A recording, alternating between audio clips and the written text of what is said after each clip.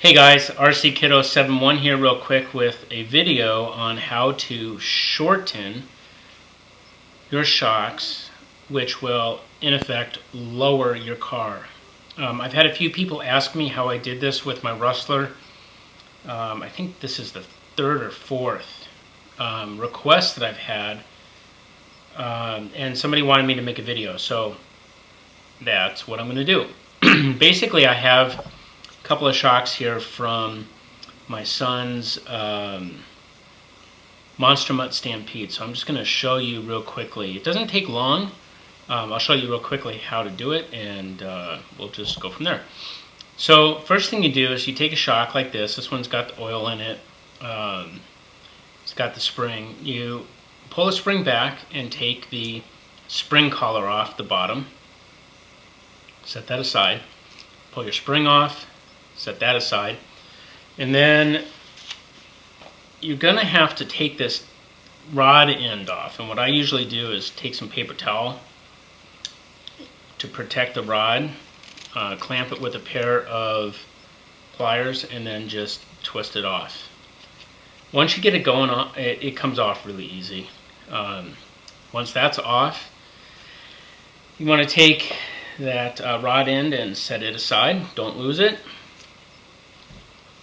Take the upper spring collar off, or spring retainer off, whatever you want to call it.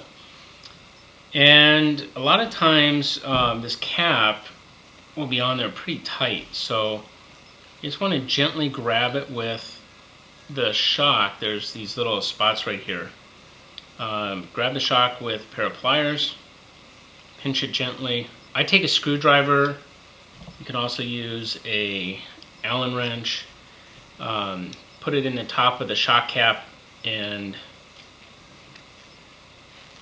just twist a little bit just to break it loose, and then you can twist the rest off by hand.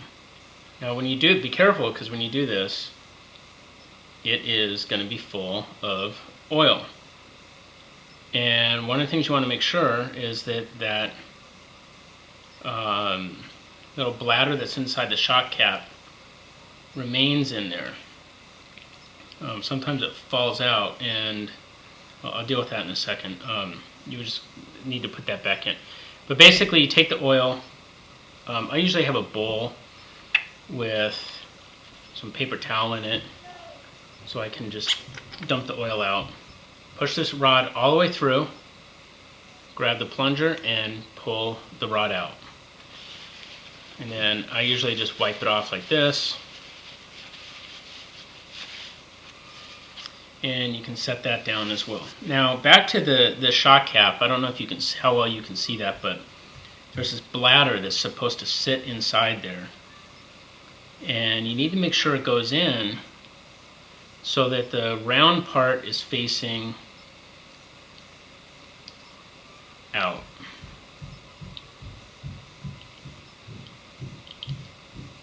Yeah, it's funny because sometimes they go in really super easy, and other times they're a real pain in the butt.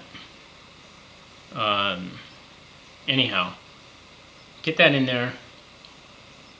Make sure it's nice and level inside there, because what that does is that there's air on the back side of that. And just make sure that it sets in there real well. So you have your rod from the shock. This is your shock housing, and one of the things that you need X-Acto knife, a pen, a ruler of some sort. This is a block of styrofoam, which incidentally I despise and hate styrofoam, but this came from something I ordered, and it's going to allow me later on to hold my shock standing up to let the air bubbles come out of the oil, and I'll talk about that shortly. You're going to need some fuel tubing, and this is from my model airplanes. It's what you use to bring the fuel from the fuel tank to the motor, and you just want to measure it out however far. Just for this, I'm going to do about 1/2 inch. I don't want to do too much, but I'm going to make a mark right there at 1/2 inch. And when you're doing this, it is important that, hang on, it is important that when you do the fronts, that the front left and right side are exactly the same, and the back left and right sides are exactly the same. And I usually make the front ones a little bit lower than the rear ones. I'm going to do this about a little over ½ an inch. I'm going to cut a little piece off. But it's critical that the left and the right sides are the same on the front and the same in the back. But like I said, I usually do maybe evenly. So what you do is you take your rod with the plunger on the end of it, the fuel tubing that you just cut, excuse me, and slide it right over the rod like that. Take the rod, put it back into the housing for the shock, and that's about all you need to do. As far as making it shorter. So then I take my paper towel again, I put it over the end of, or put it over the rod. I hold that rod down with my pliers. Needle nose pliers work better in this case. I was too lazy to go get them. Put the rod end back on. Make sure that, again, the left and right side, when you put your rod ends back on, that they're on evenly. You don't want one to be longer than the other. So once that's on like that, just test it, make sure it works. And let me show you this just real quick. This is one that has not been shortened.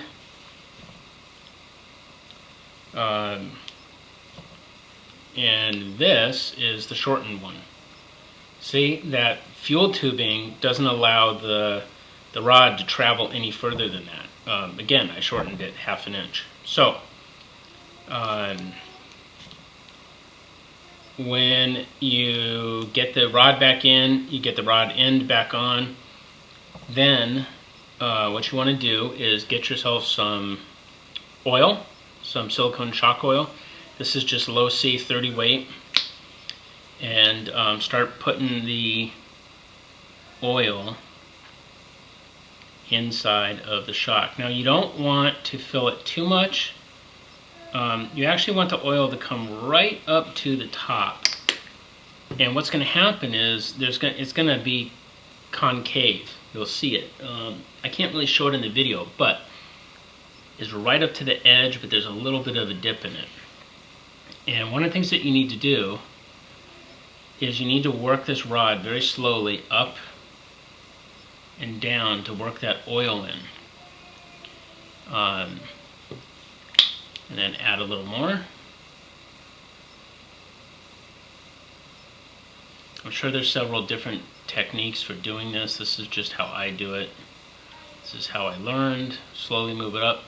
Another thing I'm doing is I'm turning that rod as I move it up and down, because there's little holes on the back side of that. On the back side of this plunger in here, there's little holes, and the oil travels in and out. And what you're trying to do is get the bubbles out. See all those bubbles? I don't know if you can see those, but if you can see all those bubbles, that's bad. Bubbles in the shocks are bad news. So we want the shocks to air out. So I move it back and forth. I turn the rod a little bit, fiddle around with it, and then oftentimes I take my styrofoam block. Oftentimes what I do is I actually let this sit overnight, believe it or not. Put it in there so it stands up straight, and then just walk away from it. Let the bubbles work their way up, and I've left, depending on the oil, the 30 weight oil, maybe 15 minutes might do it to get all the air out. If you're using something like an 80 weight oil, that takes a lot longer. And like I said, or I'm gonna say, if I didn't already, that a lot of times we'll just stand them up like this, do all 4 of them, stand them up, let them air out, and then come back the next day. So I'm gonna leave that there for 15 or 20 minutes, and I'll be back.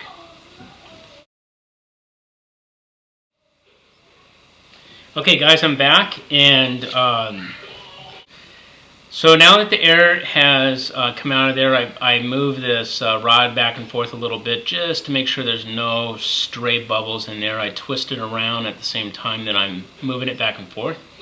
Then I take my shock cap that has the plunger in it, that's seated in there properly, and I just put that right on top. Now, if the air oozes out, or the oil oozes out over the sides a little bit, that's fine. It's not a big deal. It's actually, that's a good thing if it does that. You know, you don't want it all over the place, but a little bit. And then I always use my screwdriver just to tighten it down a little bit, but do not over tighten it. You do not want to make it so tight that you can't get it off. And that is closed up, it's sealed, all the air is out of it, the shock is good to go. So now I'm going to take my upper spring retainer, I'm going to slide that over. I'm going to take my spring, pull it back. I'm going to put the lower spring retainer on and adjust the spring so it's on there just right. And that, my friends, is how you lower a shock, or lower your car and shorten the travel of the shock. This is the stock one. This is the lowered one. You can see the size difference. The size difference, it's about ½ an inch. So it's pretty easy. If you've got questions, let me know.